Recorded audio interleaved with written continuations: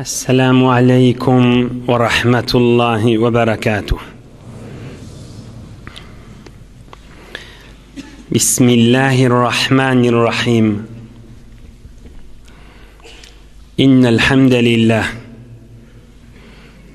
Nahmaduhu ve nesta'inuhu ve nestağfiruhu ve nestehdihi. Allahümme lekel hamdu kema yenbaghi li celali vechike ve azimi sultanike. Allahümme salli ve sellim ve barik ala abdike ve nurike imamil muttaqin tacil enbiya seyyidil murselin şefi'il muznibin Muhammedin nebiyyil ummiyil emin ve ala alihi ve ashabihi ve ensarihi ve etba'ihi ecma'in. La es'elukum aleyhi ecra in ecriye illa ala rabbil alemin. Allahümme veffiqni li beyani ma yehtacul hadirune ileyh وما يصلح أحوالهم. إلهي أنت مقصودنا ورضاك مطلوبنا فأعطنا كلنا محبتك ومعرفتك. Yaradan beyik Allah tebarek ve teala taatu ibadetlerinizi, salih amallarınızı, ihsanatlarınızı, hayır dualarınızı lütfu keremi bilen kabul edip de amallık emniyet yörep, iman yörep, ak mezhep yörep, dininiz, dünyanız, ahiretinizi abad etsin. Geçen hafta Hazreti Atamız Adam ala nebina ve aleyhissalatu vesselame ferişteleri Allah Teala emrediptir. Atamız Hazreti Adam'a secde edin deyip delilinin biri şu oldu. Adam oğluna Huday Teala ilim verecek. O bir delilini şehefte ders dedik. Ve şunun içinde bir misal aydamızda da Sure-i Fatiha Alham Şerif'ten aydıptık. Bismillahirrahmanirrahim diyende zikr gafsını açmaktır. Elhamdülillahi Rabbil alemin diyende şükür gafsını açmaktır. Errahmanirrahim mihriban hudayim diyende umid kafsını açmaktır. Maliki yevmiddin kıyamet günün eyesi diyende kıyamettan, hesap kitaptan, Hudayın azabından korkyan deydiğin korkmak kafsını açmaktır. İyyâke na'budu ve iyyâke nesta'in dine sana ibadet edip sana benni olup senden yardım isterin İhlas kafsını açmaktır. Ne beyli beyik kafları açmak ve Sure-i Fatiha'nın dirman içinin alımları. İhdines sıratal mustakim bizi ak yolla sakla demek, yalvarmak, dua kafsını açmaktır. Sıratallezine en'amte aleyhim Hudaya nığmet veren adamların kova adamlara sürleyli kova adamlara koşulmak kafsını açmaktır. Gayril mağdubi aleyhim veleddallin Hudayın kaharı düşün ağzan adamlardan bolmani şer biderek adamlardan kaçmak kafsını açmak 8 kafa açmak 8 cennetin kafsını açmaktır. Buna diyale Kur'an-ı Kerim'in içinden ilim çıkarmak periştelerde yok bolup adamlarda bazat deyip bir misalli. Yani Adam ata ve onun oğluna ilim hürmeti oldu. ilim hürmeti. bilim hormati. Emma bigice kıvırın. Bigice kıvırın geçen heftekiden de hem ağırrak ve hem süycürek yağdayları bolansan bunu kärrek misal bilen hikaye bilen pirleri ve Allah Taala'nın dostlarının kıssaları bilen açıklap Huday köklüdüğünün inşallah hizmetine de yetiren. Peygamberimiz aleyhissalatu vesselam bize öğreden duasının biri Hudaya öz mehabbetini ber seni qowwarayn bir. Hudaya seni qowwarýärleri de qowwarayn, Hudaýyň dostlary da. Hudaya sen mehabbetini çekýän amalla qowwarayn. Üç zatda. Hudaya seni qowwarayn. Seni qowwarýärleri de qowwarayn. Sen mehabbetini çekýän amallary da qowwarayn. Beter bir teberrük doğa habi yeni bir aýdaýyn. Hudaya seni qowwarayn. Hudaya senin dostlaryny qowwarayn. Hudaya sen mehabbetini çekýän amalla qowwarayn. Şolar ber maňa diýip dileýänmiş. Maňa diýäle mehabbet jamy. Pirler Hudaýyň dostlary eneş käsede suba bismillah içilýär. Aşk mehabbet jamyny içipde Allah'a aşık bolmak misallary ummat-ı İslami'de urilýän misal be. Mahtumul İşan aýdýar. Mahtumul diýerler meniň adymy. Alem elin çoýar görse adymy. Mahtumul diýerler meniň adymy. Alem elin çoýar görse adymy. Ey yarallar kime diýer men dadymy? Başym çykmady ne gowgaýa sataşdym. Allah'ın aşk mehabbet suwuny içdim we ýüregim inni ýanypdy diýdigida. Mahtumul diýerler meniň adymy. Alem elin çoýar görse adymy. Ey yarallar kime diýer men dadymy? Başym çykmady ne gowgaýa sataşdym. Bir aşk mehabbet Allah'ın aşky öz eýäň aşky Arş-ı Azimyň eýesi bolan Malikul Mulk wel Melekut bolan Hazir we nazir bolan içiň daşyň bilýän beýik Allah Zülcelalyň aşky mehabbeti şonuň gurrunu bir hefte.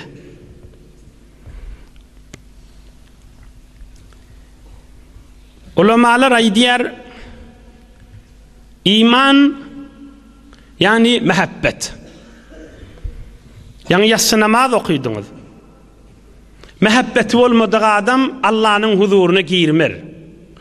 İbadetin canı mehabbet de. Bir adam hacı ütüye Allah'a mehabbeti olup. Arada tutya mehabbeti olup. İbadetin canı mehabbet de. İhlasın canı mehabbet. Enerjisi, kuvveti mehabbet de. Belki hakikati İslam, iman ve kelime-i şehadet mehabbet emmesi. İman kelimesine ama tevhid kelimesi. La ilahe illallah. Muhammedur Resulullah. Eşhedü en la ilahe illallah. El ilah huvellezî te'lehuhu el kulûb. Ey tuhibbuhu.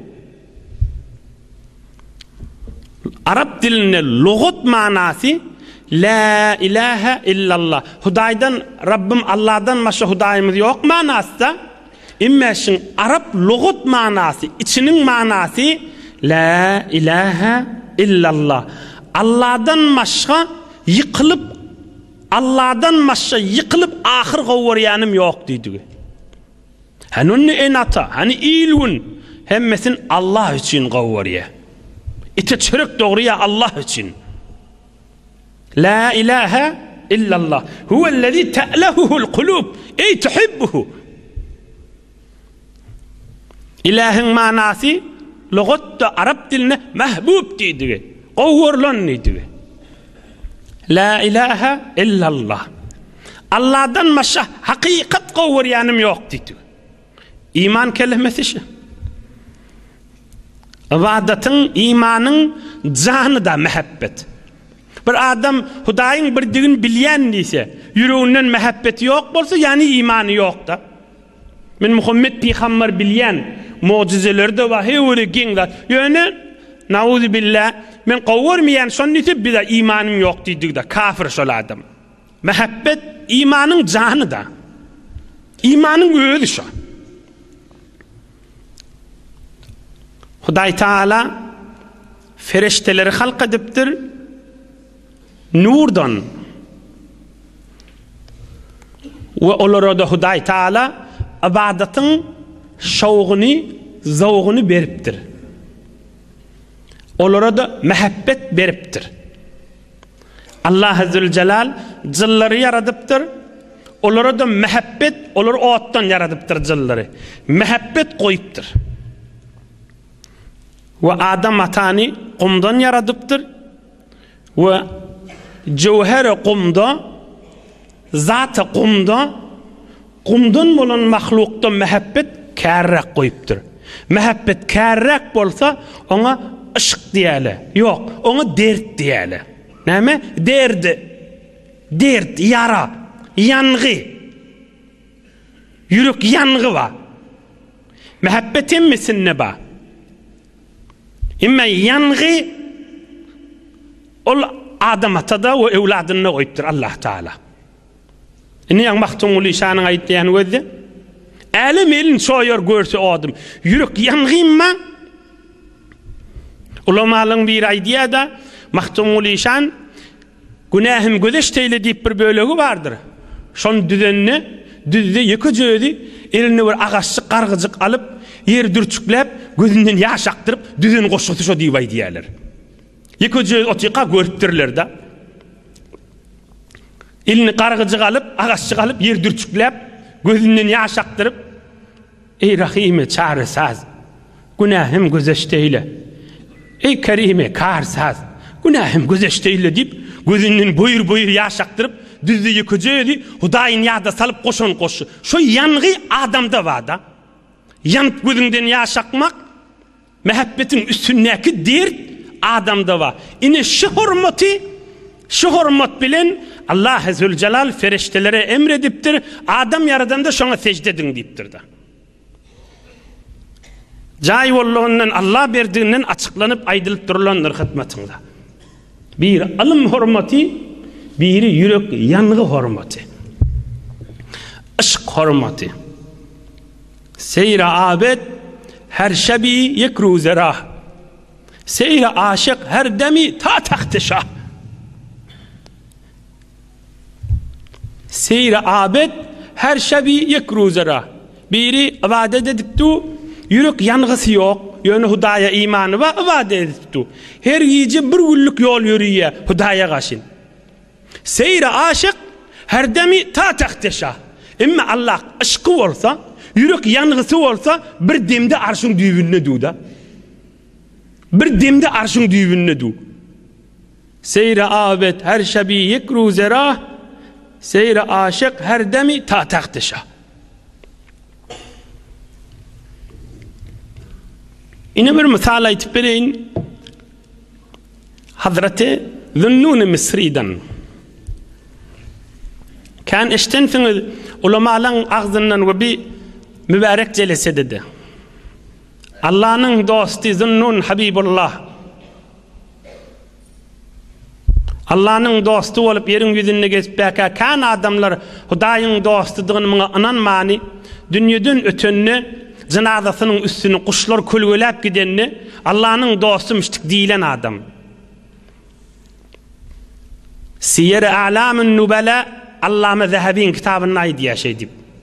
Adamlar dille girerdiler. Munnağı özünden zatlar çıkarıp aydıptu diyerdiler. Hatta bir toforlar ona zindik deyiptir. Dininden çıkıgıllayt bir deyip her kim bir zat diyenmiş. O bir toforlar da sözünü düşünüp Allah'ın dostudur bana değmen diyenmiş. Hazreti Zunnun Mesri, Mısır diyarının vaizi ve piri.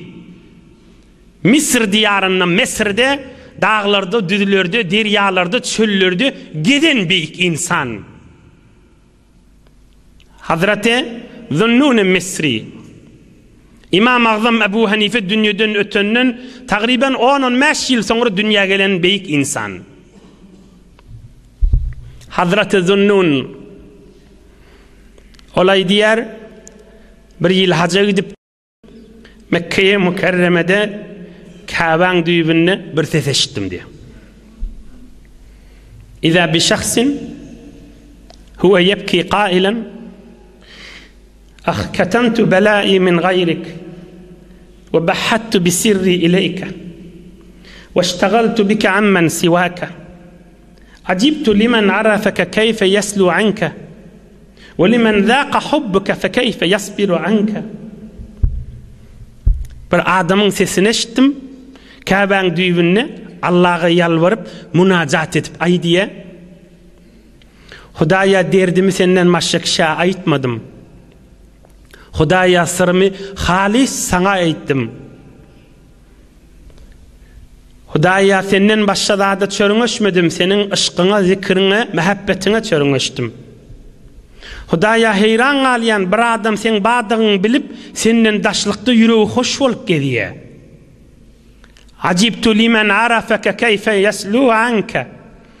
Hudaya heyran alayan seni tanıyıp da senden daş gidip yüreği cahillerden heyran alayan.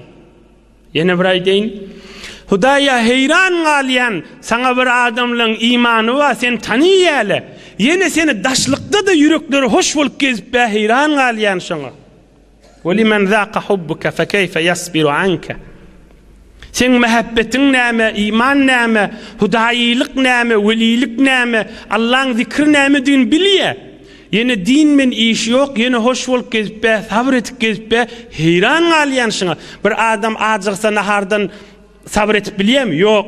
Bir adam bir neçe dağda sabretip biliye mi? Yok. Dünyasına sabretip biliye mi? Yok. Hudaya heyran alayan bir tovar adamla sen menin iş yokluğa sabretip gezip deyiptirle. Divay diye. Yoşanrak şol adam sesi geliyor da bir adamdan sesi geliyor Allah'a yalvarıptı. Sesinden belli de Allah'ın dostu ve keplep duran. Nurlu ses tava. Vak ovadan keplilen nur seçip boliyame. Yakirrak barttır. Oğum özüne zeyrenni diye yankı Hudayın dostu. Öz nefsini özüne kepledi. Yanağını Allah'a yalvarıp durdu. Özüne kepleyip Kabe'nin düğününe haber. Hay nefsim deyiptir. Emheleki femer avayti. Setereki femestahyeyti. Selebeke hilavetel münacati fema baleyti.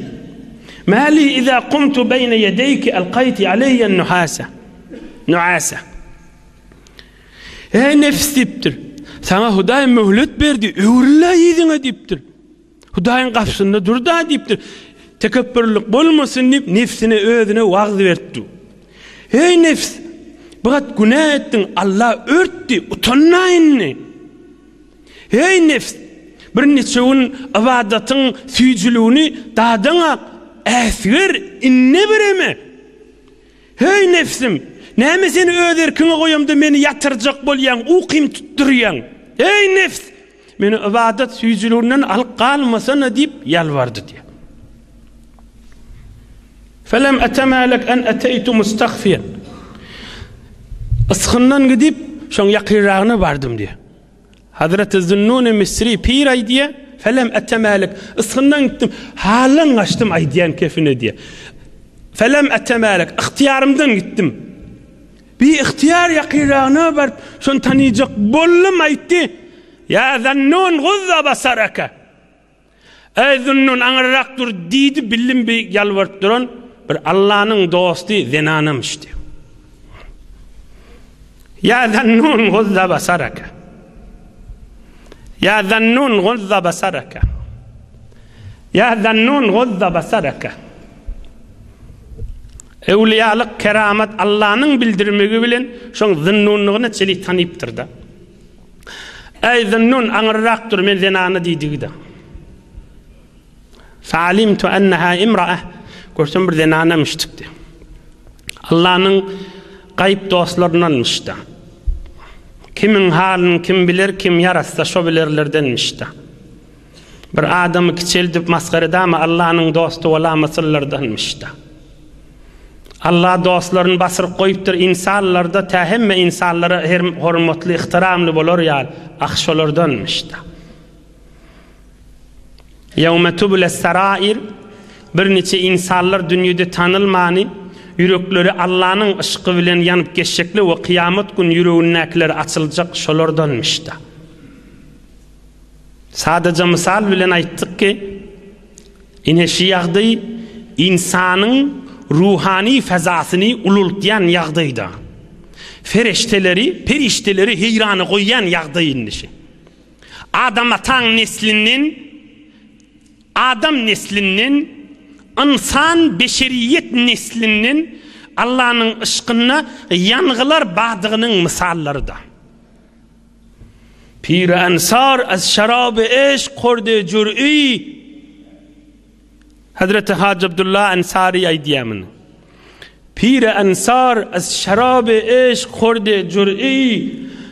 Taze sehray kıyamet mestun alan ayedet. Pir-i ensar az şarab-ı eşk kurdu cür'i. Taze sehray kıyamet mestun alan ayedet. Münacat etip durmuştuk. Rabbim Allah mehabbetten bana içirdiniz, mehabbetten bana nesip ettin, kıyamet mahşer meydanı çeli yürek yanğı bilen bararın iptirdi.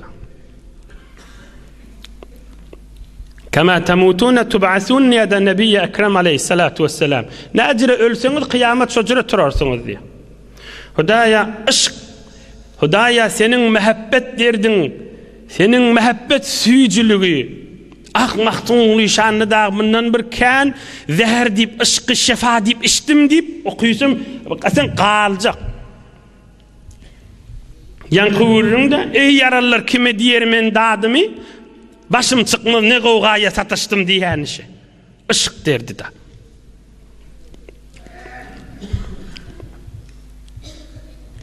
İnsanın yürük derdi, mehabbet bolup da, periştede bir miktar ba, emme kumdan yaradılan mahluk ki insan, beşer adam ata ve oğlu evladı olsun, beni adam olsun, Allah Azze Celal şonda artık maç koyuptur da. Mehabbet süyücülüğünü, ışık süyücülüğünü. O minni mehabbete iman mollu. İnni mehabbeti nece arttırsa, ihlas üstüsüne olsa, yanğı gelye, şu yanğı adamı Hudayın huzuruna derecesini kaldırıyor. Allah'ın dostu oluyor da. Yüreğinin ışkı Hudayın'na da. Adam şun el gelecek bolsa ne etmeli? Adam yürek yanğısı arttıracak bolsa kullirak üç şert aydiya ulamalar. Üç zat aydiyalar. İn asli, in awwal ahir dil sebebi, yürek yanğı tapacak bolsan. İn kanuni maddesi, in Allah'ın koyun yolu, asli asil, asasi payası, yürek yanğı adamlar bilen oturuşmak, vah adalıp duruyor olşan zaman molup bar yada, yürek yanğı adamların gürrüğünü eşitmek ve dinlemek. Allah'ın dostlarının gürrüğünü eşitmek, Allah'ın dostları bilen oturuşmak. Bir insanlar bilen oturuşunda yüreğin nuru artı verse, yüreğin yanığı düşü verse, şol oturuşuğa qaim durmak. Bir oturuşukları ki şayet Hudaydan ağdalayan olsun, ya zikirden ağdalayan olsun. Ama şu oturuşuktan çık gidende bir tuvar adamlardan yüreğin kine olsa, Bir towar hay görsem bolýar men palan tüýsli men, sofalary, halifalary men palan tüýsli ahum bollan görsem bolýar diýip turuberse nurly mejlisdädigidir şol. Allah'ın ışkı seçilmedik meclistir. Allah'ın ışkı seçilen meclisse insan çıkıp baryanır, Allah'a yakin olup, "Vih meni görsene, ay meni ibadet edeyin, meni qawadam bolayın" deyip özünü çörüňeşip baryanır. Qaytay deyin, Allah'ın nur seçilýän yerde, Allah'ın ışkı, Allah'ın zikri seçilýän yerin alamati, insan şo tadan çıkıp ogranna, "Ay men indemeyle qawadam boljak" diýdirsin. Şoňa Hudaýyň nur dökülýän yer diýilýändir. Her meclis bolsun. Emme her yerde we her kimiň meclisi bolsun. Şo tadan çykanda öz-özüň ýerlenip özüňe näme diýip de şu bir towar musulmanlar diýdirýän bolsa, ol Hudaýyň nur seçilmedik meclis bolýar. Şulay dilýän gurrun jemaatlar şeriat ýok. Şeriatyň mana gurrunda. Allah'ın ışkının gurrunu, Allah'ın mehabbetinin gurrunu, Hudaýyň ışkını arttırman gurrunu, delil, deslapkı makam sebebi ýerde bolly, Hudaýyň dostlary bilen oturşmak bolly. Bir misal aýtyp bereýin ene-de, çon kadimden aýdypdyrlar, aşygyň gurrunu misal bilen aýt, agyr düşmesin diýipdirler. Yo kadimden nip verme. Kur'an-ı Kerim'den ayda da. Kur'an-ı Kerim'de ve tilkel emsal demeyem. Kur'an-ı Kerim şodur şun mesele de aytmayam. Kur'an-ı Kerim'de ve tilkel emsallen dolu. Kur'an-ı Kerim ve tilkel emsallen dolu. Kur'an-ı Kerim ve tilkel emsallen dolu. Yeňilje de aydeyn bir de Allah'ın ışkyn näki bir derman görüňlerden. Habasyňyz berde bolsun. قال أبو عامر قدس سره الشريف كنت جالسا في مسجد النبي صلى الله تعالى عليه وسلم فإذا أنا بغلام أسود. Abu Amir diyen bir beyik insan yetişiptir, beyik pirlerden ve vaizmiştik. İnsanlara nasihat ediyen adamlardanmış. Hazreti Abu Amir bilay diyar Medine-i Münevvere'de Nebi-i Ekrem aleyhissalatu vesselam'ın mübarek mescidindedim diye. Ohum bir qaraca oğlan men yanıma gelip de bana bir nama verdi diye. Bir qaraca oğlan men yanıma geldi de bana bir nama verdi diye. Namani derru açtım diye. Bismillahirrahmanirrahim. متعك الله تعالى بمسامرة الفكرة ونعمك بمؤانسة العبر وأفردك بحب الخلوة. أنا رجل من إخوانك بلغني قدومك المدينة المنورة فسررت بذلك فأحببت زيارتك فحجبت عن ذلك وبي من الشوق إلى مجالستك والاستماع لمحادثتك فأسألك إلا ألحفتني جناح المتفضل بزيارتك والسلام. Şugurun men muhtasar edip aydywatinna. Namani açtım diye görsem Bismillahirrahmanirrahim. Allah Taala inni şu tarap nama yazan aytypdyr da. Hudaý Taala sana pikretmek, ibret almak, käde Hudaýyň menen halwat edip Allah'ını zikredip lezzet almak nigmatyny sana bersin. Namada şeýle ýazar. Men sen dogolloň biri. Eşittim sen Medine-i Münevvere'ge geldin diýip. Beter begendim.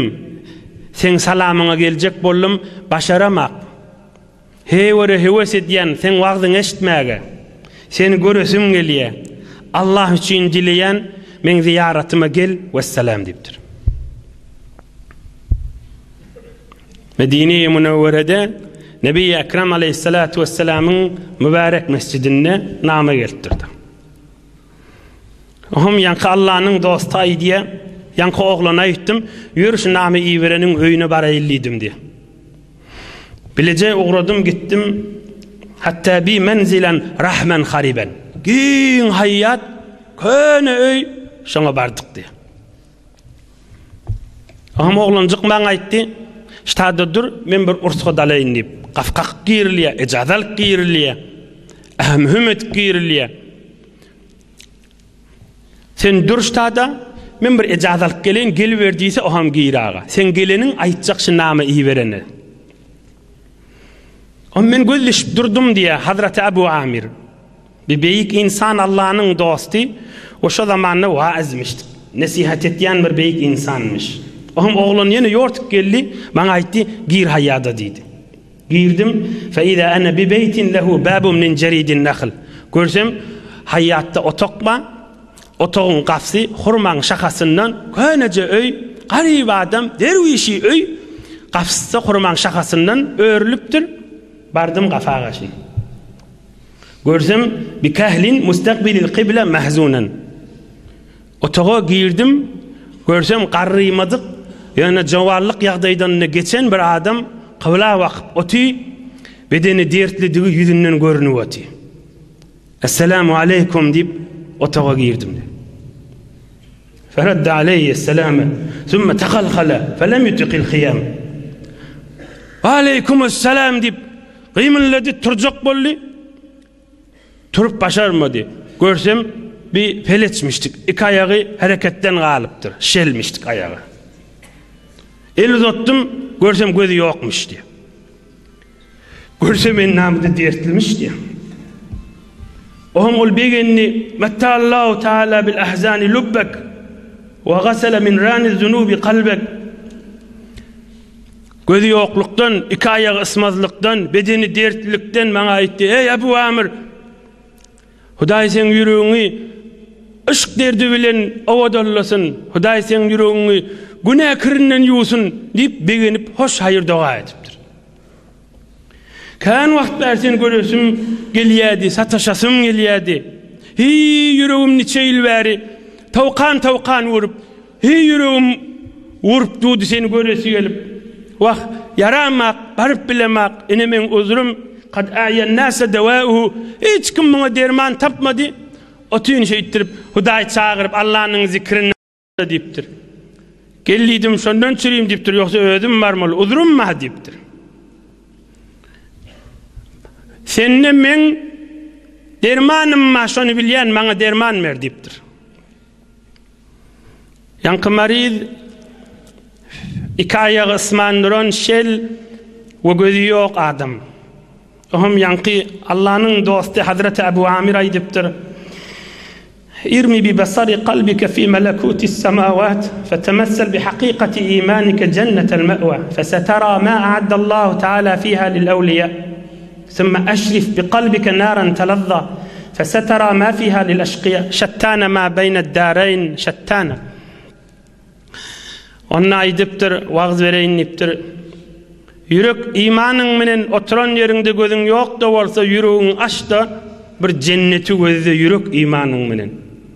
Cennetin içini görersin Allah Taala dostlarına koyan nimetlerini. Ohum onun içinden çıktı yürek imanın menen cehennemin daşından bir gözde ve şonu görersin bedbaht adamlara teyyarlanan azabı. Nagat ağrılarının parkı kan, nagat ağrılarının parkı kan.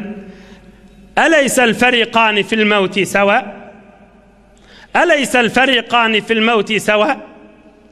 Eleysel ferikani fil mevti seva? Vah adamlı ölülü de den ölüye deyiptir. Emme sonrası o da bir tovarın cahı, o da bir tovarın cahı olüye deyiptir. Adamlı ölünü bir tüyüslü ölüye deyiptir. Yumurtkadan çıkanına bir yumurtkadan yılan çıkıyor, bir yumurtkadan kuş çıkıyor da.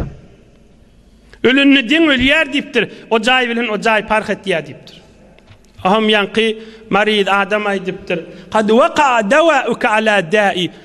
Birin dermanın doğru derdimin üstüne dava olup düştü deyiptir. Birin dermanın doğru derdimin üstüne dava olup düştü. Biliyardım ahim deyiptir. Allah Teala dermanı sen eline koyuyorluğunu.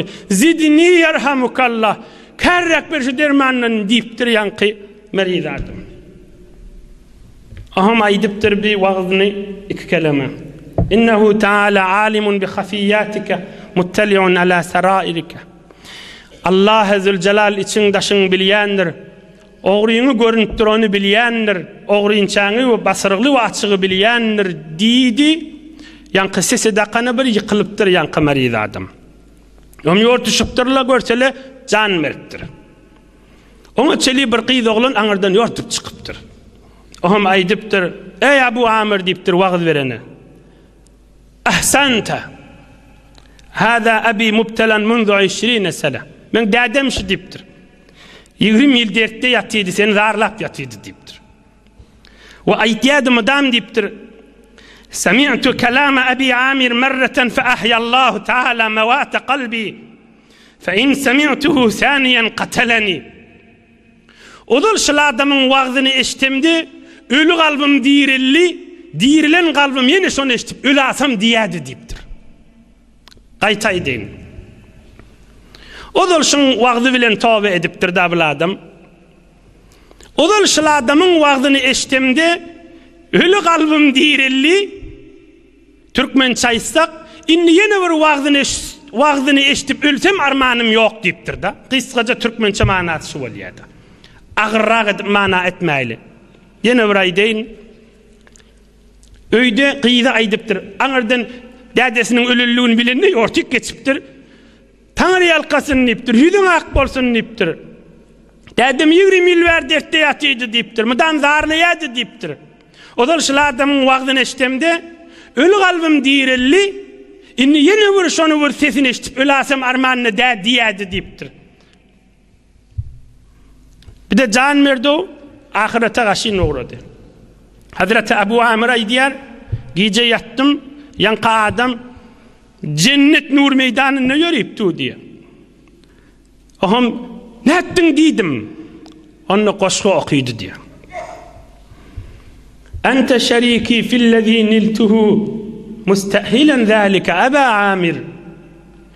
Ve kullu men ayqaza zâ gafletin فنصف ما يغتاه للآمر من رد عبدا آبقا مرة كان كالمجتهد الصابر. Nättin diýipdir. Cennetde gespen diýipdir. Ýöne diýipdir, ey Abu Amir diýipdir. Maňa näme Hudaý berse, senne şoňa ortak diýipdir. Bilýänmi diýipdir, bir yatan adamy bir oýandyrsa, Hudaýyň ışkyna mehabbetine geçirse, şol adama näme padaş berilse, şol büýron menen ýola salan menen ortak bolýarlygyn diýipdir. Men radda abdan abiqan marratan. Bir kaçıp beren, Hudaýyň gafsyndan kaçıp beren kuly, Hudaýyň gafsyndan kaçıp beren adamyň elinden tutup Allah'ın gafsyna biri getirse, gije ünni de wada etip bereniň sogaby bar ahim diýipdir. Men radda abdan abiqan marratan kana kal mujtahidis sabiri. Hudaýyň gafsyny tanymany kaçıp beren adamyň elinden tutup gel inhe şu Hudaýyň gafsy diýen adama şol Hudaýyň gafsyna durursa gije ünni de wada etip bereniň sogaby bar ahim diýipdir. Oňa çelebi de oýanypdyrdy. Ine aşk görüň.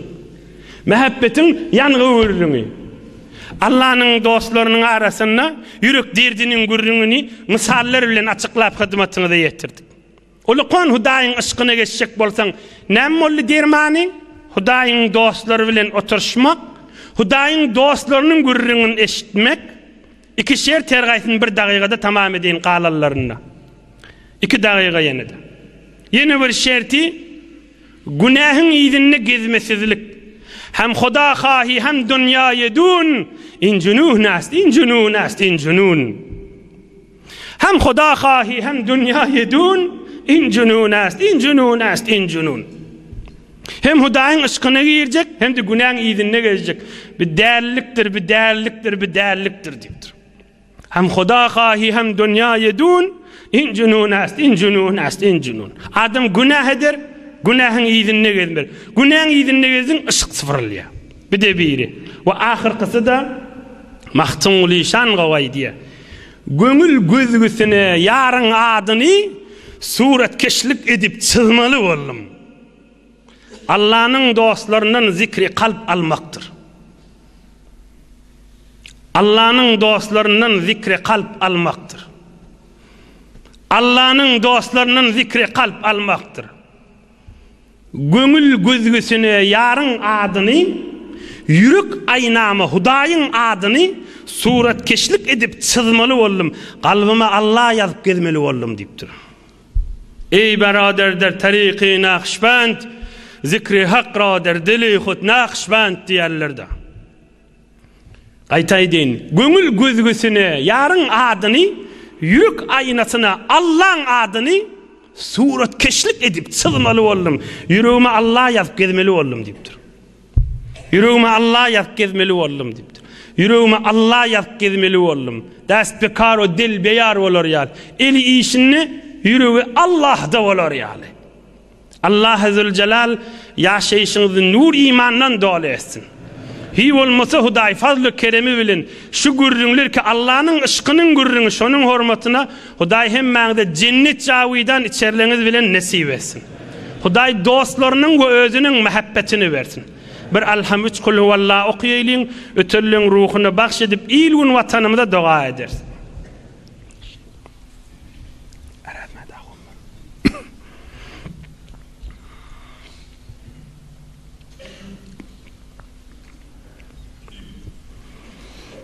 Akkala gerkezden aradma dahun maksım bam etekde. İlahi amin bakımcan. İlahi amin. Bir neçe hatmi Kur'an-ı Kerimler ve marizlamız ve müşkülümüz ve ilgun vatanımız hemmemizde dua et. İlahi amin. İman yürüysün. Mehabbet yürüysün. Allah'ın dostları artsın. İlahi amin. Amin ya sultan. Amin ya zel arşil azim. Amin ya zel celali vel ikram. Amin ya qadiyel hacat. Amin ya mucibet davet. Amin ya zel arşil azim. Amin ya hayyu ya qayyum. Amin ya hayyu ya qayyum. Amin ya zel celali vel ikram. Amin ya hayyu ya qayyum. Amin ya mucibel muztarrin. Amin ya mucibet da'avat. Amin ya ilahel alemin. Amin ya ilahel alemin. Amin ya sultan. Birahmetke ya erhamer rah. Barakallah. Yoldaşlarınızın değerinden tutavurayım.